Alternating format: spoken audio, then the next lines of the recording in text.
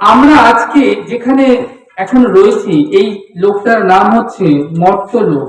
মর্ত কথার অর্থ কি গো? না, মৃত্যু লোক। যে লোকে আসলে তোমাকে মরতেই হবে, আজ কিংবা কাল। কবির ভাষায় জন্মিলে মরিতে হবে, অমর কে বা কোথা কবে। তাহলে আমরা যেখানটায় রয়েছি এটা হচ্ছে মর্ত লোক। আর ঠাকুরজি কোথায় থাকেন? যে লোকে থাকেন সেটা হচ্ছে কোথায়? গোলক। তাহলে যেখানে থাকেন সেখানে জন্ম নাই, মৃত্যু নাই, জরা নেই, ব্যাধি নাই, রোগ নেই, শোক নেই, দুঃখ নেই, কষ্ট নেই, আনন্দ আনন্দ আর পরমানন্দ।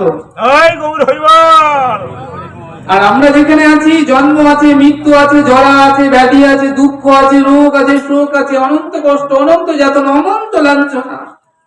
ঠাকুরজি কি বললেন? না, বললেন একটি সুখবর দিলেন আমাদের মতো জীবের জন্য। কি না, হে অর্জুন, হে ভারতকুল প্রদীপ, আমি আসি, আমি এই ধরাধামে অবতীর্ণ হই। গীতা শাস্ত্রে বললেন যদা যদা হি ধর্মস্য গ্লানির্ভাবতি ভারত অভ্যুত্থানম অধর্মস্য তদাত্মহং সৃজম্যহং পরিত্রাণায় সাধুনায় বিনাশায় চ দুষ্কৃতম ধর্ম সমস্ত পদার্থায় সম্ভবামি যুগে যুগে। আমি যুগে যুগে অবতীর্ণ হই। কোথায়? এই ধরিত্রীর বুকে। তাহলে সেই নিত্য লোক থেকে গোবিন্দ আসেন কোথায়? মর্ত লোকে, মৃত্যু লোকে। কেন আসেন? না আমাদের মতো জীবকে কৃপা করবেন বলে, তরাবেন বলে আসেন। এর থেকে সুখকর কি বার্তা হতে পারে? ঠাকুরজি আমাদের জন্য আমাদের দুয়ারে এসে করা নাড়েন। তাই এখানে সে কথাই বারবার করে বলছেন। শ্রীমদ্ ভাগবতে সুখদেব গোস্বামী যে কথা বলছেন, ভগবানের লীলা করেছেন ব্রজধামে, বৃন্দাবনে। কত বছর? না 10 বছর 8 মাস, আনুমানিক 11 বছর ব্রজ লীলা করেছেন। তারপর মথুরায় গিয়েছেন, লীলা করেছেন কতদিন? না 14 বছর। তারপর দ্বারকায় লীলা করেছেন 100 বছর। এই হলো মা 125 বছরের ভগবানের লীলার কথা। এই কথাই হচ্ছে শ্রীমদ্ ভাগবত কথা, যে কথা উচ্চস্বরে কীর্তন করছেন সুখদেব গোস্বামী। তাহলে বলছেন এই যে শ্রীমদ্ ভাগবতের যে লীলার কথা, তা বলছেন ভগবানের সঙ্গে সম্বন্ধ কার হয়েছে গো?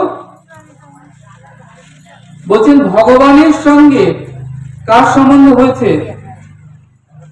বলছেন জীবের সঙ্গে তো ভগবানের সম্বন্ধই নাই, অর্থাৎ আমাদের সঙ্গে। শাস্ত্র বলছেন আমাদের সঙ্গে ভগবানের কোনো সম্বন্ধই নাই। কি বললেন? কৃষ্ণ বলি সেই জীব ভগবাঞ্ছা করে, একই পিচাসী মায়া তারে জাপটিয়া ধরে। কৃষ্ণ ভুলি।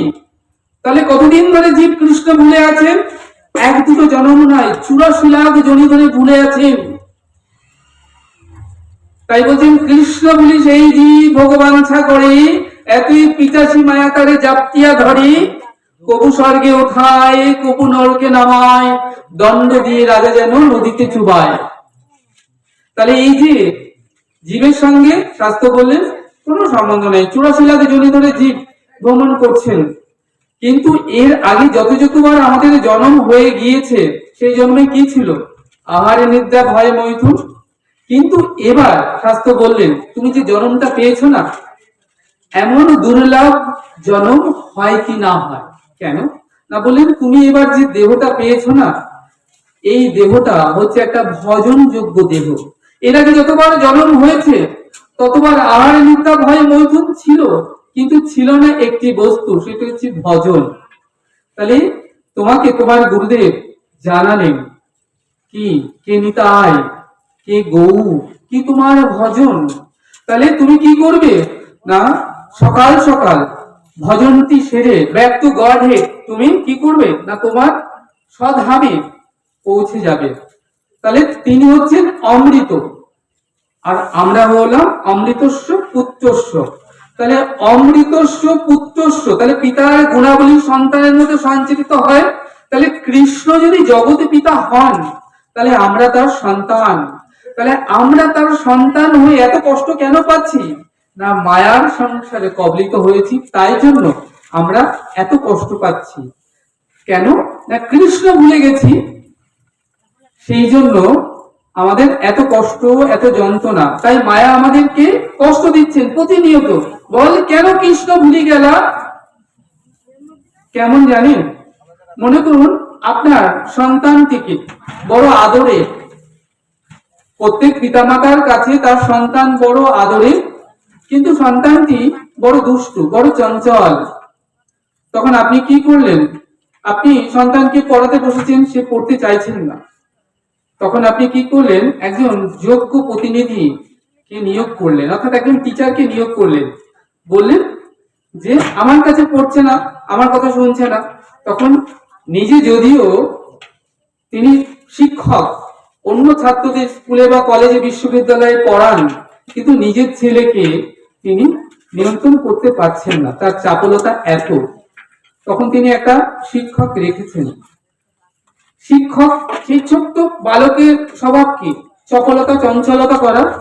তখন তিনি বলে দিলেন, আমি তো পিতা, তাহলে সন্তানের প্রতি স্নেহ হবে, এটাই স্বাভাবিক। কিন্তু দেখবে যদি তোমার কথা না শোনে, তুমি দু এক ঘা দিয়ে দেবে। তাহলে এখানে শ্রীমদ্ ভাগবতে সে কথাই বলছেন যে আমার গোবিন্দ তিনি রসবৈষ, পরম করুণানিধি, করুণাময়। তাই তিনি কি করলেন? তিনি এই যে মহামায়াকে নিয়োগ করলেন জীবের জন্য। আমরা যে সংসারে থাকি না, এটা মহামায়ার সংসার। মায়া দুটো, যোগ মায়া আর মহামায়া। যোগ মায়া গোবিন্দের সঙ্গে যোগ স্থাপন করেন, আর আমরা যে সংসারে আছি এটা মহামায়ার সংসার। তাহলে কি হলো না মহামায়া আমাদেরকে কষ্ট দিচ্ছেন। কেন না আমরা কৃষ্ণ ভুলে গেছি। বল কৃষ্ণ কেন ভুলে গেলাম? সেজন্য আমাদেরকে সংসারে এত কষ্ট। তাই বলছেন কবু স্বর্গে ওঠায়, কবু নরকে নামায়, দণ্ড দিয়ে রাজা যেন নদীতে চুবায়। এর অর্থ কি না আগের দিনে যদি কেউ অপরাধ করত, তাকে কি করতো? একটা বাঁশের মাথায় বেঁধে দেওয়া হতো এবং নদীর জলে তাকে চুবানো হতো। এবং কতক্ষণ চুবিয়ে রাখা হতো? যতক্ষণ সে আর শ্বাস নিতে পারছে না, সে যখন দেখছে যে প্রাণটা বেরিয়ে যায়, তখন ক্ষণিকের জন্য জলের উপরে তোলা হলো। কেন না একটু শ্বাস নিয়ে আবার তাকে আবার চুবিয়ে ধরা হলো। কেন না আজ মহামায়া আমাদেরকে কষ্ট দিচ্ছেন। বল কৃষ্ণ বল, যে একটু তুলছেন উপরে, যদি কৃষ্ণ বলে তাহলে আমি ছেড়ে দেব। কবু স্বর্গে ওঠায়, কবু নরকে নামায়, দণ্ড দিয়ে রাজা যেন নদীতে চুবায়। তাহলে আমরা এই যে কষ্ট আমরা কি করছি, কেন পাচ্ছি না? আমরা এই সংসারে নিজে কর্তৃত্ব বিস্তার করে আছে। আমি কর্তা, এই যে কর্তা, তাহলে কর্তা কে? Krishna is the supreme power of god head.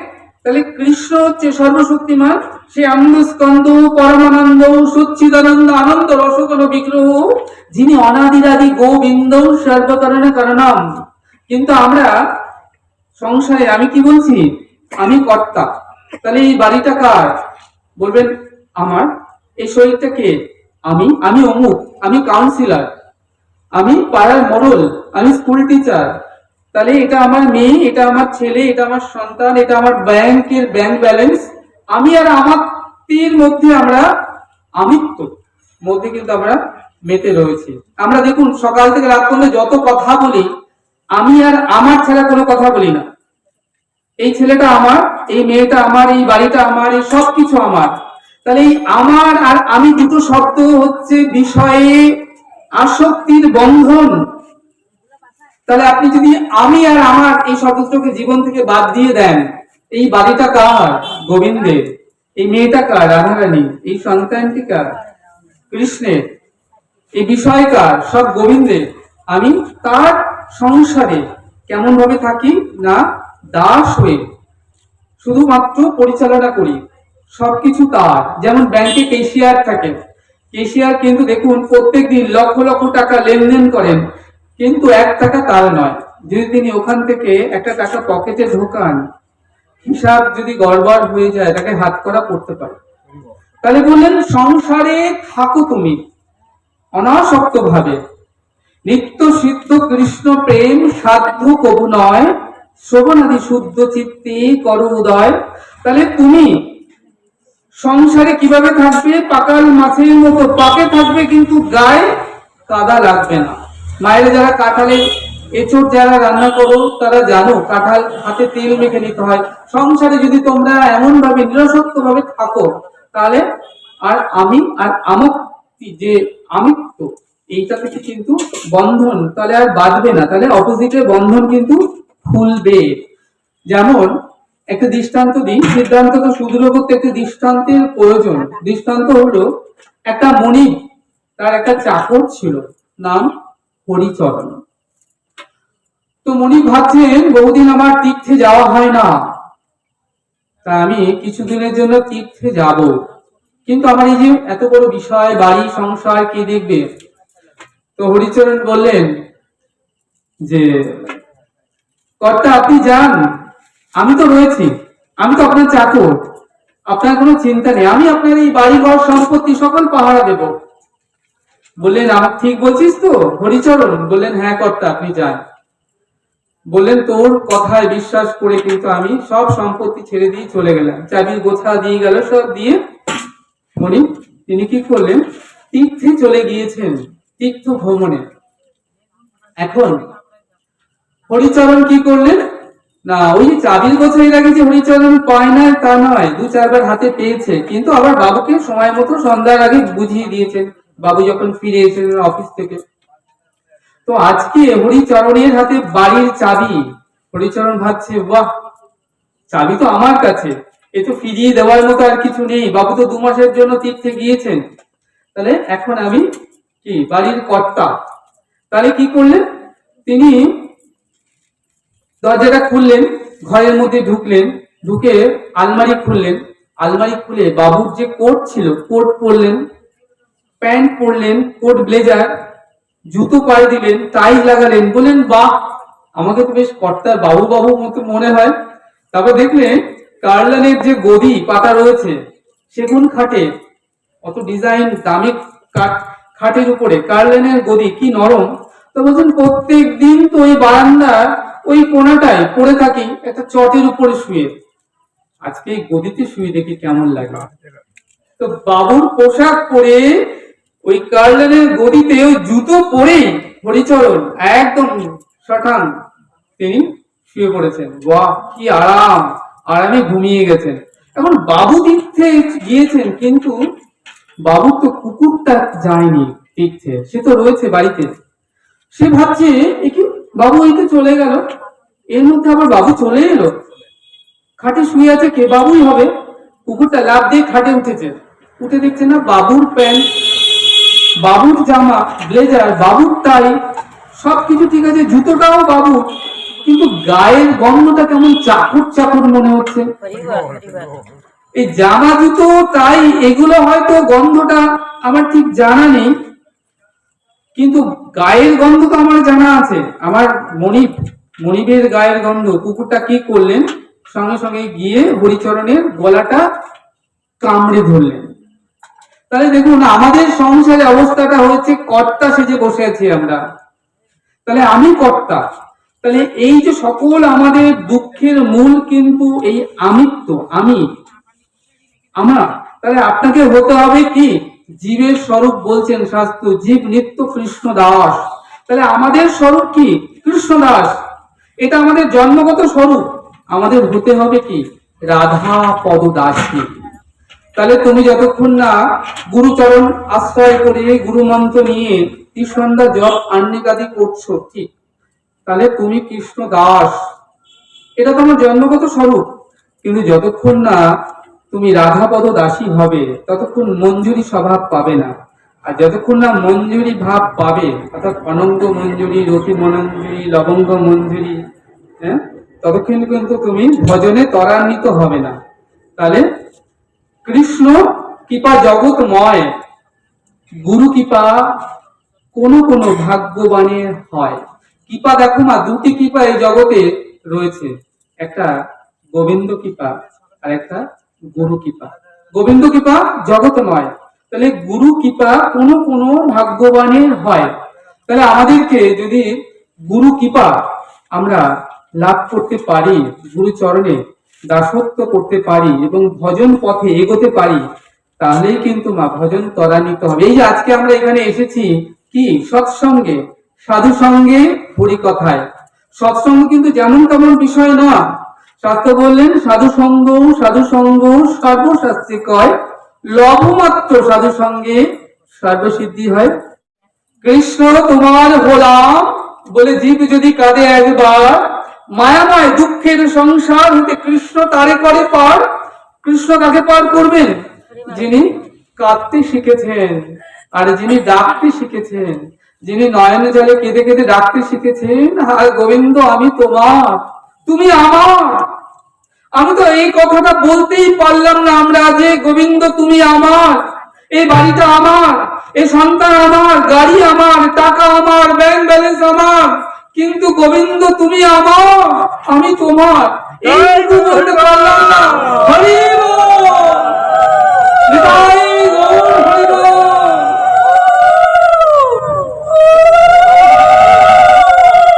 Krishna তুমি আমার বলে জীব যদি কাঁদে একবার, মায়াময় দুঃখের সংসার হতে কৃষ্ণ তাকে করে পার।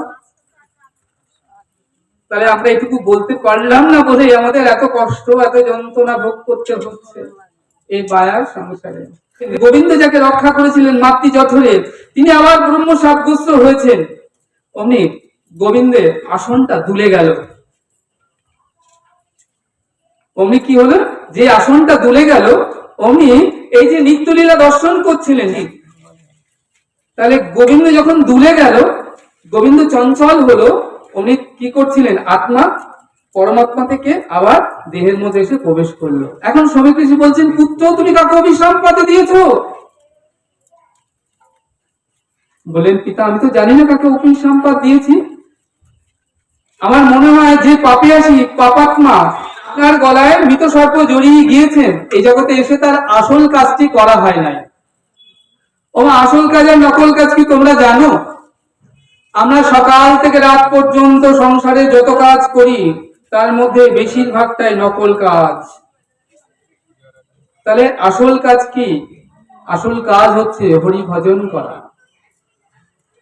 এখন দেখুন, যেই নাকি গোমুখ ঋষি এসে বললেন মহারাজকে, মহারাজ আপনি অভিশাপ প্রাপ্ত হয়েছেন, সপ্তদিনান্তে আপনার মৃত্যু হবে। অমনি কি করলেন মহারাজ পরীক্ষিত? রাজ্য, রাজপাট, রাজদণ্ড, স্ত্রী, পুত্র, পরিবার, জীবনের সকল বিষয় আশায় সুখকে হেলায় মলবৎ পরিত্যাগ করে এলেন এক কাপড়ে পবিত্র গঙ্গার তীরে। 60,000 সন্ত মুনীষীগণের আসরে এসে বসেছেন হরিকথা শ্রবণ করতে। এই দেখুন, আমাদের চেতনার উন্মেষ হয় না। আমি ভাবছি কালকে তো পাশে মল্লিক বাবু মারা গেলেন, গত সপ্তাহে দত্তবাবু চলে গিয়েছেন, তারপরে আমরা তো শুনছি একের পর এক মানুষ চলে যাচ্ছেন, কিন্তু আমরা ভাবছি কি বলুন তো, আমি অনন্তকালে সংসারে থাকবো, পৃথিবীতে থাকবো, অনন্ত সুখ ভোগ করবো। আমাদের চেতনার উন্মেষই হয় না, চেতনাই হয় না। কেউ যদি রামকৃষ্ণ পরমহংস দেবকে প্রণাম করতেন, তিনি বলতেন, ওরে তোর চৈতন্য হোক। যেদিন চৈতন্য হবে আমাদের, আমরা জানতে পারবো আমি কে, আমি কেন এসেছি, কি করতে এসেছি। আহার নিদ্রা ভয় মৈথুন এই জীবনের সুখ ভোগ করতে এসেছি, নাকি ভজন বা আরো অন্য কিছু কারণে আমরা এই জগতে এসেছি, কেন এসেছি? সনাতন গোস্বামী মহাপ্রভুকে জিজ্ঞেস করেছিলেন, প্রভু বলো আমি কে, কেন আমায় যারে তাপত্রয়, ইহা নাহি জানি প্রভু বলো মোর কেমন হিত হয়। প্রভু প্রভু বলো আমি কে, আমার আসল স্বরূপ কি, প্রভু আমাকে বলো। এই জগতের তিতাব জ্বালা কেন আমাকে অহর্ষি কষ্ট দিচ্ছে, ইহা নাহি জানি বলো কেমনে মোর হিত হয়। মহাপ্রভু সনাতনকে সনাতনী শিক্ষায় শিক্ষিত করেছিলেন, জানিয়েছিলেন। তাহলে আমরা নিজেরাই জানতে পারি না আমি কে। যেদিন আমরা জানতে পারবো, আমাদের চেতনার উন্মেষ হবে, সেদিন সংসারে আমাদের আর ভালো লাগবে না। আমার সংসার মানে একটা করে বন্ধন। এই দেখুন, রাজা কি করলেন? অভিশাপের কথা যে গোমুখ ঋষির মুখে শুনলেন, সব ছেড়েতে চলে এলেন পবিত্র গঙ্গার তীরে। যিনি ব্রহ্ম সাপগ্রস্ত হন, মুখ দেখা অমঙ্গলের। কিন্তু রাজা বলছেন আমি মহাভাগ্যবান। কেন? এই যে 60,000 ঋষি, এই যে এত ভক্ত আমাকে ঘিরে বসেছেন হরিকথা শ্রবণ করতে। তাই বললেন প্রথমেই, গুরুদেব আপনি আমাকে কৃপা করে বলুন, মিয় মানস্য কিং কর্তব্য, মৃত্যু আসন্ন জীবের কি গতি হবে? আমি একা তো মিয়মান নই, এই সংসারে সকল মিয়মান, তাহলে আপনি তাদের কথা বলুন। তখন সুখদেব গোস্বামী বলেন, উত্তম প্রশ্ন, বসুন। বসালেন সকলে। এবার হরিকথা শ্রবণ করাচ্ছেন সুখদেব গোস্বামী। তাহলে হরি কথা মানে কি? হরি বিষয়ে কথা, যে কথার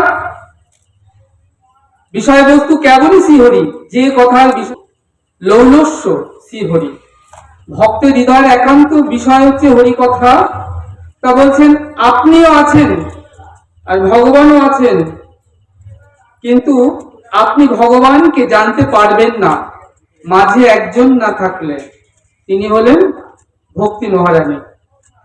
তাহলে আপনি আছেন, ভক্ত আছে, ভগবান আছে, কিন্তু আপনি ভগবানকে জানতে পারবেন না, চিনতেই পারবেন না যতক্ষণ না ভক্তি মহারানী ভগবানের সঙ্গে আপনাকে পরিচয় করিয়ে দেবে, জানিয়ে দেবেন। তাহলে বলছেন যে ভক্ত ভক্তি মহারানী ভগবানের সঙ্গে পরিচয় করিয়ে দেন। তাহলে ভক্ত বিষয়ক কথা হরিকথা, ভক্তি মহারানীর কথাও হরিকথা, আর ভগবানের কথাও হরিকথা। আজ সেই হরিকথা শ্রবণ করবার জন্য মহারাজ পরীক্ষিত এসে বসেছেন। তীর্থ উপকার, বৃন্দাবন, কাশী, গয়া, মথুরায় আমরা যখন গমন করি, তাহলে সেখানে গেলে কি হয় না, আমাদের পাপ মোচন হয়, তীর্থের কৃপা লাভ হয়। আমরা নানান তীর্থ গমন করি, এটাকে বলা হচ্ছে, শাস্ত্র বলেছেন অচল তীর্থ, যেখানে যেতে হবে তবে আপনি কৃপা লাভ করবেন। আর একটি আছে সচল তীর্থ। এই জগতে যত দেখছেন সাধুগুরু বৈষ্ণব নিষ্কিঞ্চন ভক্ত, তারা সব হলেন সচল তীর্থ। তারা কৃপা করে আমাদের ঘিরে আসেন, আমাদের কাছে আসেন কৃপা করবার জন্য। এই যে দেখছেন কুম্ভ স্নান চলছে এখন, কত নিষ্কিঞ্চন সাধু বৈষ্ণব এসেছেন, ভক্ত এসেছেন, স্নান করছেন। তাহলে তীর্থের কি, তাদের যদি চরণ দর্শন হয়, তাদের সান্নিধ্য লাভ হয়, তাহলে আপনাকে তীর্থ গমন না করলেও হবে। আপনি অচিরেতে আপনার সকল যা কিছু আছে অজ্ঞানতা সকল নাশ হয়ে আপনি প্রেম ভক্তি লাভ করতে পারেন। মহাভারতের যুদ্ধ শেষ হয়েছে, দুর্যোধন উরুভঙ্গ হয়ে পড়ে রয়েছেন। বিকদর অর্থাৎ ভীমের গদায়, ভীমের এক নাম বিকদর। বিকদর কেন না, ভীমের পেটের মধ্যে বিক নামে একজন অসুর থাকতেন, সেই জন্য ভীম এত খেতেন 100 জনের খাবার ভীম খেয়ে ফেলতেন, আর শরীরে ছিল 10,000 হাতির শক্তি। তা গদাঘাতে দুর্যোধন উরুভঙ্গ হয়ে পড়ে রয়েছেন। আর আজকে কি হয়েছে না, শতপুত্র কৌরবরা সব নিহত হয়েছেন। আজ পাণ্ডবদের বিজয় হয়েছে, কেন না তাদের হারানো সম্পদ, হারানো রাজ্য, হারানো সবকিছু তারা আবার ফিরে পেয়েছেন। ধর্মরাজ যুধিষ্ঠির রাজ অভিষেক হবে, তিনি রাজা হবেন। আর বাসুদেব শ্রীকৃষ্ণ তিনি তার দ্বারকা লীলা শেষ করে তিনি কি করবেন না, স্বধামে চলে যাবেন। তাহলে ভগবানের যে লীলা, আগে বললাম যে 125 বৎসরের যে লীলা, অন্তে তিনি স্বধামে ফিরে যাবেন। তা আমার গোবিন্দ তিনি এবার প্রভাস তীর্থের দিকে রওনা হবেন। এইদিকে উরুভঙ্গ হয়ে দুর্যোধন যখন পড়ে আছেন, গান্ধারী মনে মনে চিন্তা করছেন যে আমি দিনের বেলা কেমন করে যাই। দেখুন, যার সন্তান মারা গিয়েছে সেই মা সন্তান হারা হয়ে কাঁদছেন, যার স্বামী মারা গিয়েছেন তিনি স্বামী হারা হয়ে কাঁদছেন, যার নিজের পরিজন মারা গিয়েছেন তারা সকলে কাঁদছেন, হাহাকার করছেন। আজকে গান্ধারী কি করেছেন না, রাতের অন্ধকারে এসেছেন একটা মশাল জ্বালিয়ে, দেখছেন নিজের পুত্ররা কেউ কি বেঁচে রয়েছেন। তিনি যখন এসেছেন দেখছেন কেউ আর বেঁচে নেই। তখন মশাল জ্বালিয়ে তিনি ওই ধর্মক্ষেত্রে কুরুক্ষেত্রে রণাঙ্গনে খুঁজছেন। এমন সময় পেছনে এসে দাঁড়ালেন বাসুদেব শ্রীকৃষ্ণ। গোবিন্দকে দেখে গান্ধারী বললেন, হে বাসুদেব, এই যে কুরুক্ষেত্রের যুদ্ধ হলো, তাহলে এই 18 দিনের যুদ্ধ হলো তোমার কারণে। তুমি যেমন পঞ্চ পাণ্ডবদের তোমার চরণের কৃপা একটু করুণা দান করে, সুমতি দান করে তোমার চরণে স্থান দিয়েছো, তুমি কি পারতে না আমার শতপুত্রকে তেমন করে একটু স্বীকৃতি দান করে তোমার চরণে স্থান দিতে? আমার মনে হয় এর মধ্যে তোমার পক্ষপাতিত্ব আছে। গোবিন্দ বললেন যে, মা দেখো, পঞ্চ পাণ্ডবরা আমার চরণে শরণাগত ছিল, তাই আমি তাদের সুমতি দান করেছি।